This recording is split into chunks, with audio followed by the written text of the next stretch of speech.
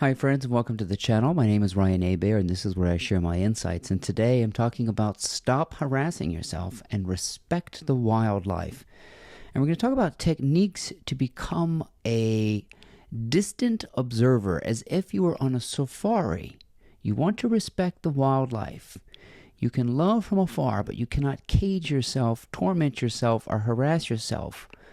And when you stop doing this, your true nature will come out and you will be free. So let's talk about how to free our true nature.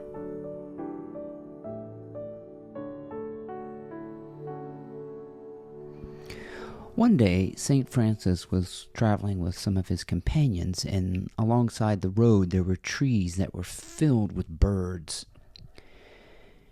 And he stopped and told his companions, "Oh, we have to stop here. I have to go into the forest and preach for the birds." Now, if I were to tell you that I needed to go into the forest and preach to the birds, you would think I was a lunatic. But the only sane person in that story was St. Francis, because he most likely understood that he was one of them. He was as free-spirited as a bird. And so legend has it, St. Francis had this transparent quality where wild creatures would come to him. And we kind of think of those forest-dwelling weirdos as insane, but he obviously found a secret that few of us ever come to in our lives, and that is to be an invisible presence of love. And nature senses our own paranoia, our own fear. Dogs are very good at sensing whether or not you're afraid of them.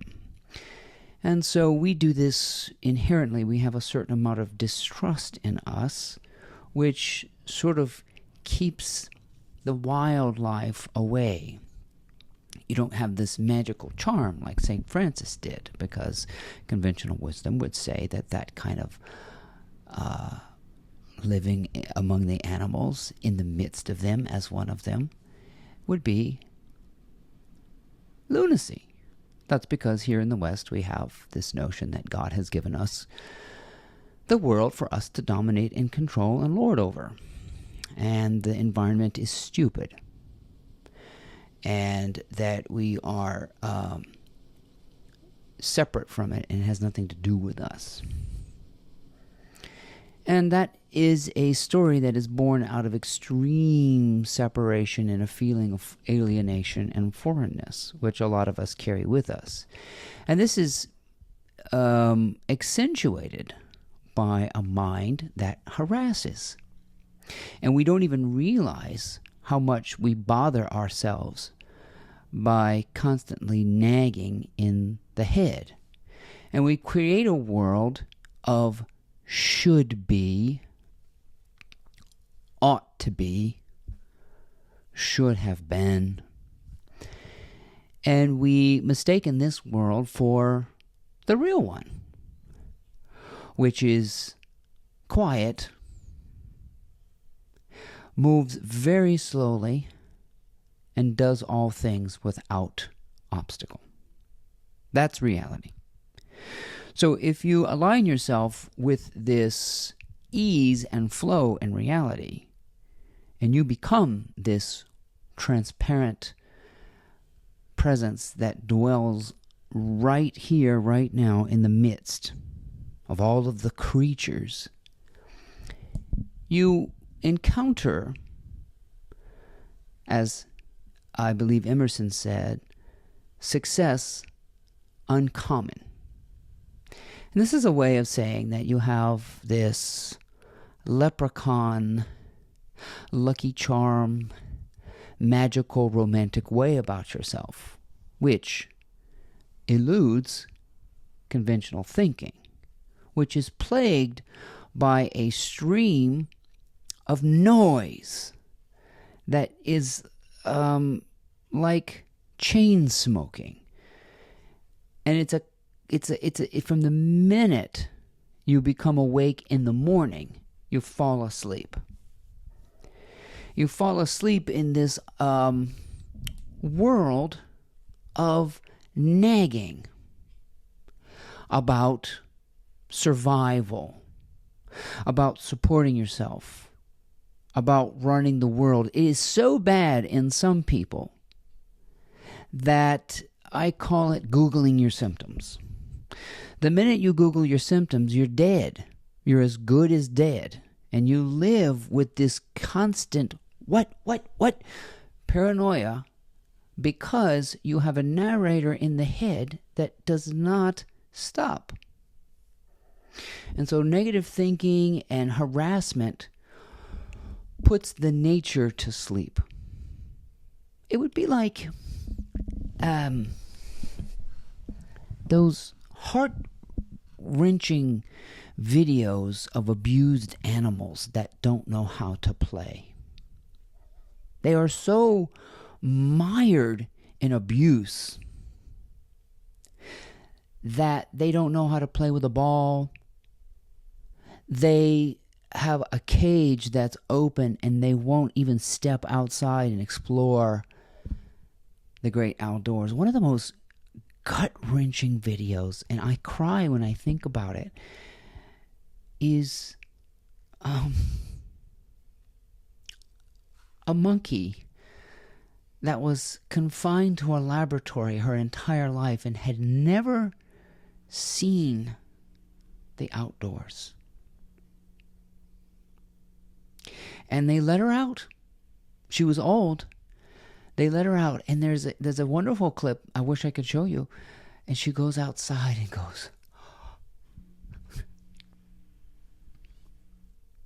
and this is what it means to recover from self-abuse, which is what happens to us. Spiritual unconsciousness, or being asleep, is that you are under a veil of constant narration, nagging in the head. And this begins to break up when you start paying attention to yourself more neutrally. So most people are under a narration of noise. They check their phone first thing in the morning. They start emailing first thing in the morning. They hit the ground running. And they never stay grounded. They don't know what it means to be grounded.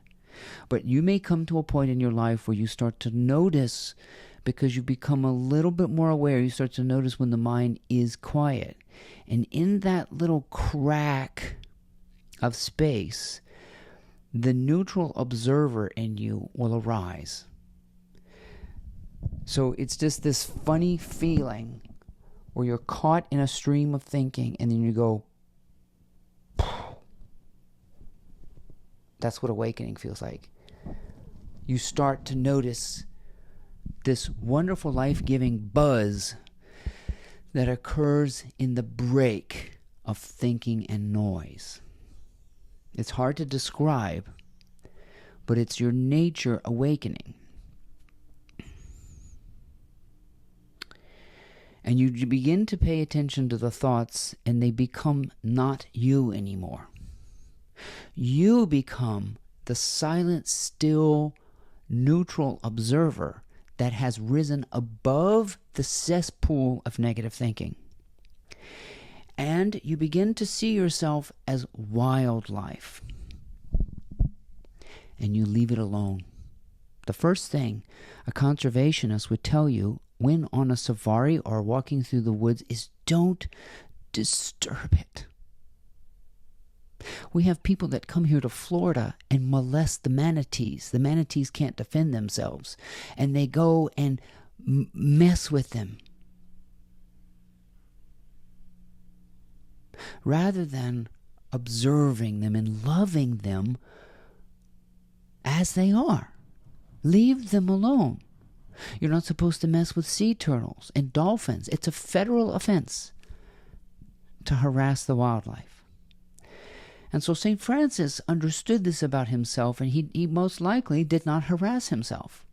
He was awake, fully transparent, and his ego was gone, and so he dwelt among them as one of them. That's why he's preaching to the birds, because he realized that the nature of the birds was the nature of a human. Wildlife. And if you can respect the dignity and nature of wildlife without having to trample it, dominate it, and control it, and put it in a cage and call it mine. See, that's the thing. We cannot own anything. And you're under an illusion if you think you own yourself. And you cage yourself and abuse yourself, much like people do with helpless animals. And what happens when you're finally free a helpless animal? They have no clue what to do. And that will happen to you when you begin to free yourself from this harassment and the caging. And you know that you're at your wit's end when you've become aggressive. That's what happens to wild creatures. They become aggressive and insane. It is insane to be trapped in an office for 8 hours a day. It is insane to be trapped under a veil of noise for 12 hours a day. And you can't sleep and you can't rest. That's torture. You are torturing yourself. And you still keep wondering, who's doing this to me? The government? My parents? Everybody's mean to me. Meanwhile, your voice in the head is misattributing this suffering to what's out there. It's not until you realize, oh my God, I'm abusing myself for what other people are doing. That's insanity.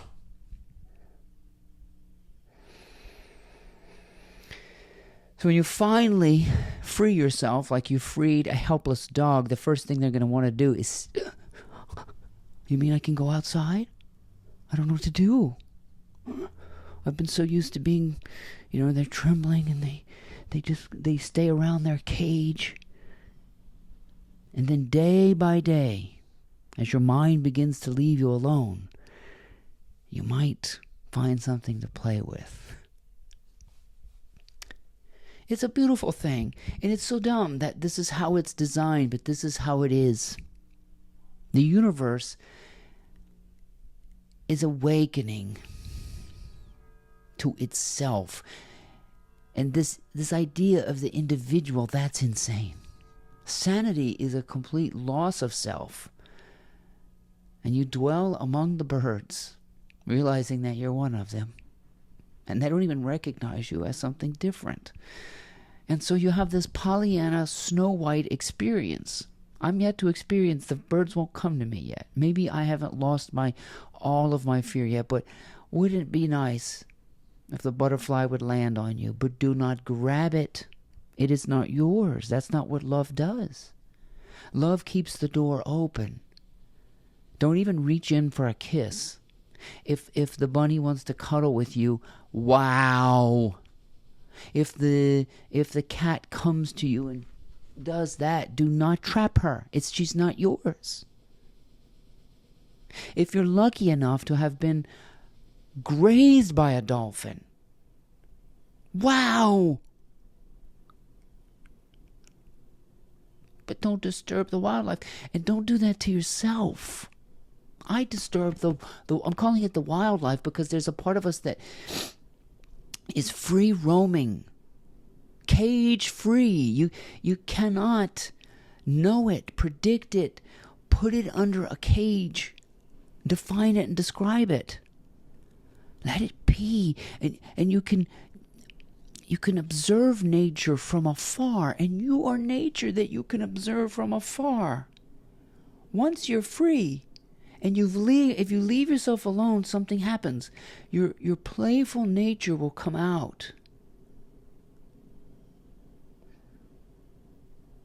And you'll want to play and love and be soft and sweet. But people like me, who are learning of the true nature, to conventional wisdom, look like the kooky guy in the forest who plays with squirrels. The one who's looking for the charmed life. The one who's realized the magic and romantic qualities of life, the unpredictable surprise, the unknowability of it. This is insanity to conventional wisdom. Someone bursting forth with love and playfulness when the ship is going down. The insane people, according to conventional wisdom, are playing the violin as the ship sinks. They're painting pictures in the middle of a war. They're singing songs at a funeral. They're turning cartwheels for the dying because they've lost their fear of death. They've lost their sense of alienation. And this will happen to you.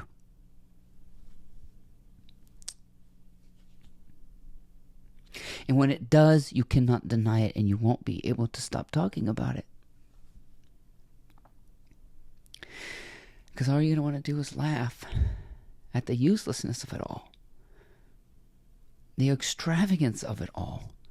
And you're going to wonder why you harassed yourself for so long and didn't let yourself be free and cage other people and your mates and simply just would not let people go when you know they're going to die.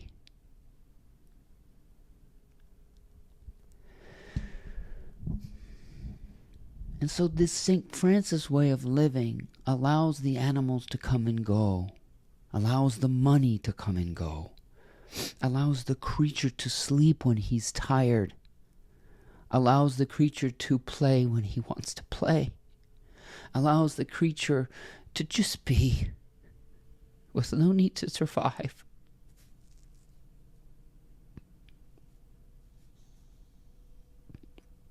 You don't need to survive. That's bullshit insanity. It's counterintuitive to be like St. Francis, to not know where anything comes from, to love with all your heart, and to be able to express yourself, and to show the world your true, undeniable, irreducible nature, which is unconditional love. I'm not going to go back and do this video again because I'm blathering.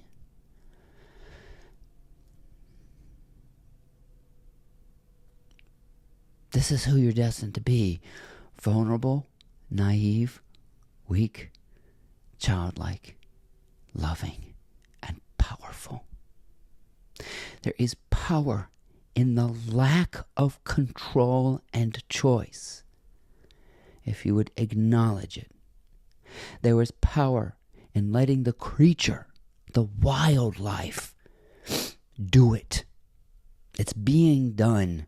Respect it. Don't molest it. Don't harass it. Don't trample over it. Don't cage it, and do not own it. It's not yours. None of what the creature does or says or produces is yours. But you can observe it. And if you go out on the safari and it wants to sleep, watch it sleep. It doesn't have to do a dog and pony show for you. It doesn't have to produce anything. Let it be. Stop harassing yourself. Let it be. My name is Ryan Abear. I hope you enjoyed these insights. And please check out my blog, mymorningmotivator.com.